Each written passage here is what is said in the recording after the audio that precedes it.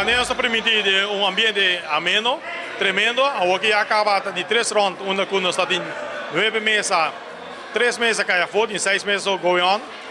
Maneira está permitido, o ambiente está tremendo, barra está bom llenar, bom sortir.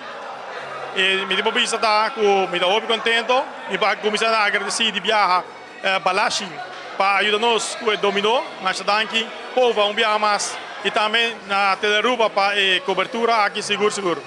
Nós estamos em total inscrever 20 times, qual que está 10 meses, qual 18 times a apresentar a virar 9 meses.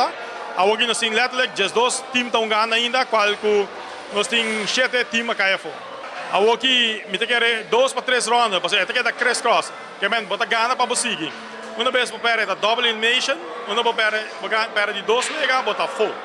A noite acaba, a noite nós estamos conhecendo o campeão, que está em primeiro lugar, o segundo lugar e terceiro lugar. Ele vai ter lá, e ele vai seguir, porque ele acaba dia está. Nós temos outra semana, 29, 30, 31 de maio, nós temos bolas crioulas na Papaya Ranch, esse aí está sold out.